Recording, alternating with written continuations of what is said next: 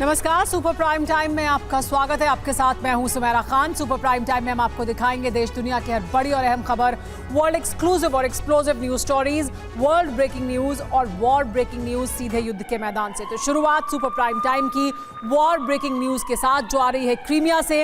रूस का क्रीमिया हमलों का प्रतिशोध जारी है। यूक्रेन के नीप्रो शहर पर मिसाइल हमला किया गया है। 5 यूक्रेनी नागरिकों की मौत हो गई है और 47 घायल हुए हैं इस रूसी हमले में। कामिकाजी ड्रोन से भी नीप्रो पर हमले किए गए रूस द्वारा। 48 घंटों से यूक्रेनी सरजमी पर भीषण कोहराम मचा हुआ है। 48 घंटों से ईस्टर्न यूक्रेन के इलाकों में बारूदी भूचाल आया हुआ है। और जानते हैं, बीते 48 घंटों में पुतिन के बारूदी ताप से यूक्रेनी ब्रिगेड की एयर और डिफेंस ताकत तहस नहस हो चुकी है।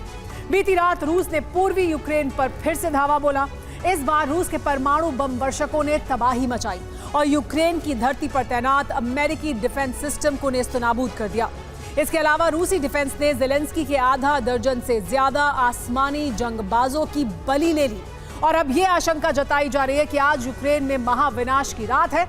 आखिर कैसे, आप खुद ही देखिए।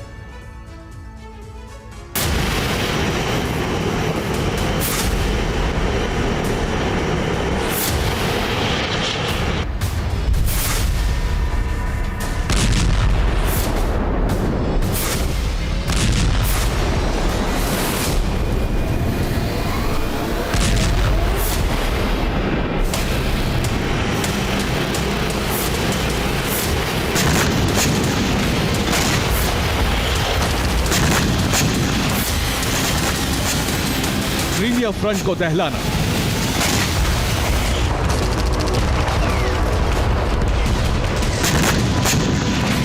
क्रीमिया के अलग अलग इलाकों पर हमला करना अब यूक्रेन के लिए विनाश का सबब क्यों बन रहा है?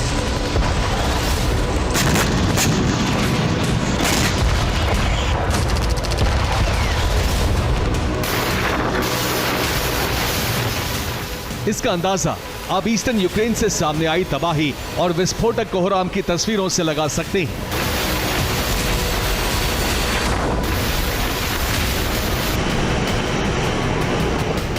और 48 घंटे पहले यूक्रेन ने अटैक एमएस और स्टॉर्म क्रूज मिसाइलों से क्रीमिया के सेवेस्तोपोल इलाके को तबाह किया।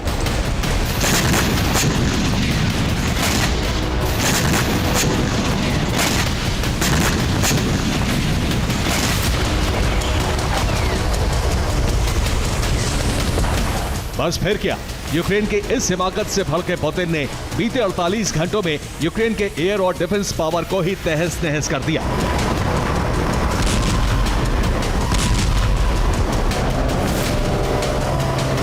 जमीन से लेकर आसमान तक बारूदी भूचाल ला दिया।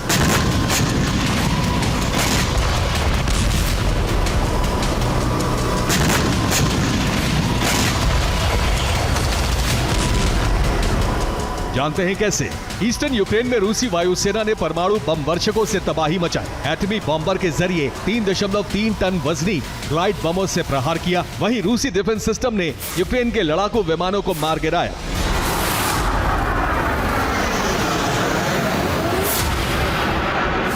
यकीन मानिए, 48 घंटे से ज्यादा का वक्त बीत चुका है और इन 48 घंटों में पुतिन का बारूदी ताप, भीषण प्रहार बदस्तूर जारी है। सबसे पहले बात यूक्रेन के आसमानी जंगबाजों के सिलसिलेवार अंदाज में तबाह होने की।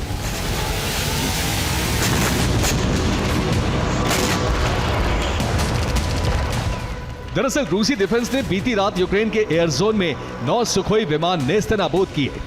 रूस ने S-400 और पंजशीर के जरिए यूक्रेनी विमान तबाह किए। रूसी डिफेंस ने 7 Su-27 और 2 Su-30 फाइटर जेट ध्वस्त किए। 48 घंटे पहले रूस ने पोल्टोवा के मिरहोरेद एयरबेस पर हमला किया। रूस के इस हमले में यूक्रेन के 21 Su-27 लड़ाकू विमान राख हो गए।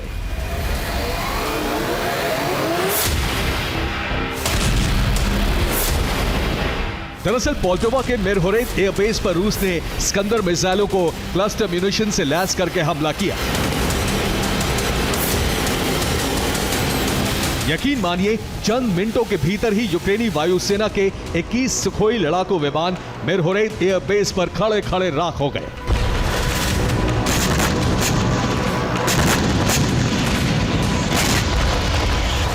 इसी हमले का इंतकाम लेने के लिए यूक्रेनी वायुसेना ने ईस्टर्न यूक्रेन में रूसी कब्जे वाले इलाकों पर बारूद बरसाने की कोशिश की।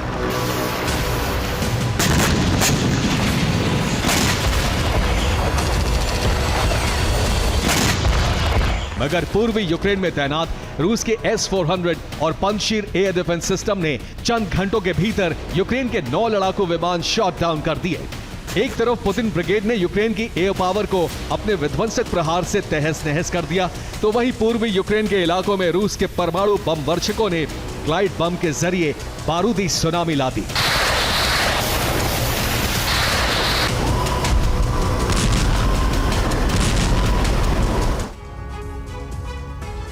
बीती रात यूक्रेन की सरजमी पुतिन के परमाणु बम वर्षकों के प्रहार से धधक उठी। रूस के Tu-95 बॉम्बर ने ईस्टर्न यूक्रेन के अलग अलग इलाकों में 3000 ग्लाइड बॉम्ब से प्रहार किया, जिसका नतीजा ये हुआ कि पूर्वी यूक्रेन में तैनात ज़ेलेंस्की ब्रिगेड के 11 रडार स्टेशन जलकर राख हो गए। इतना ही नहीं, रूस के एटमी बॉम्बर ने अमेरिका के 4 हाइमार्स रॉकेट लॉन्चर सिस्टम को भी तबाह कर दिया। इसके अलावा यूक्रेन की सुरक्षा कवच को अभेद्य बनाने के लिए पेंटागन ने जो पेट्रियट मिसाइल डिफेंस सिस्टम दिया है, उसी पेट्रियट की 3 बैटरी नेस्तनाबूद कर दी गई। वहीं रूस के Tu-95 बॉम्बर ने फैब 3000 ग्लाइड बॉम्ब के जरिए 2 NASAMS एयर डिफेंस सिस्टम को भी तहस नहस कर दिया। आप ये जानकर हैरान रह जाएंगे कि पुतिन सेना ने बीती रात यूक्रेन के सुरक्षा कवच को तोड़ने के लिए महज 3 घंटे में 100 से ज्यादा ग्लाइड बम की बारिश की। और दावा यह भी किया जा रहा है कि बीते 7 दिनों में रूसी डिफेंस 2400 से ज्यादा ग्लाइड बॉम्ब के जरिए यूक्रेनी धरती पर बारूदी भूचाल ला चुका है।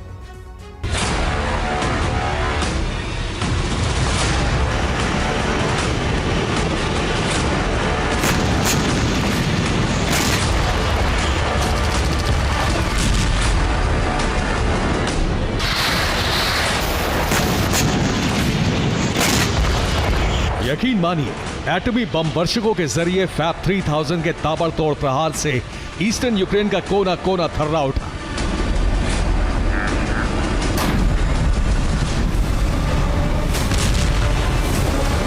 चंद घंटों के भीतर ही फैब 3000 ग्लाइड बम के सीरियल अटैक से यूक्रेन के सुरक्षा चक्रव्यूह तहस नहस हो गए।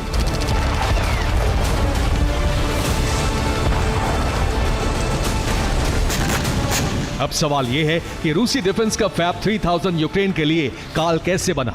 आखिर क्यों पुतिन ने इस विनाशक का इस्तेमाल करते हुए यूक्रेन के डिफेंस कवच को भेदा?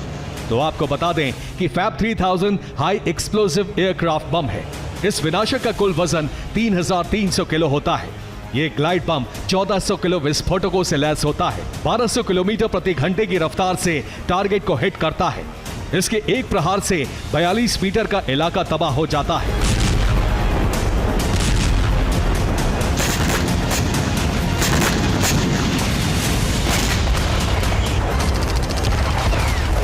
फैब 3000 ग्लाइड बम, जिसे फ्लाइंग बम के नाम से भी जाना जाता है, उसे सोवियत दौर में बनाया गया था। और जानते हैं फैब 3000 जैसे विनाशक को बनाने का मकसद क्या था? दुश्मन के मिलिट्री बेस, अंडरग्राउंड शेल्टर और इंडस्ट्रियल फैसिलिटी को तबाह करना। क्योंकि फैब सीरीज के इस बम में हाई एक्सप्लोसिव वॉरहेड होता है, जो टारगेट को पूरी तरह जमींदोज कर देता है। आपको बता दें कि जिस फैब 3000 बम का इस्तेमाल रूस मौजूदा वक्त में कर रहा है, वो फैब 1500 का अपग्रेडेड वर्जन है, जिसकी खेप बीते कुछ दिनों में रूसी डिफेंस ने कई गुना बढ़ाई थी। और अब इस विनाशक लाइट बम का इस्तेमाल बीते 1 महीने से पुतिन यूक्रेन के खिलाफ कर रहे हैं। यूक्रेनी सरजमी को बारूद से पाट रहे हैं।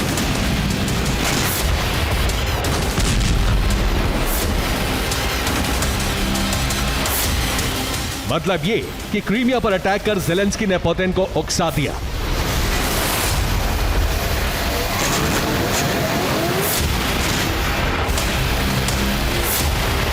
और इसी का नतीजा है कि यूक्रेन पर महाविनाश का खतरा मंडरा रहा है। Bureau report, TV9, Bharatvarsh.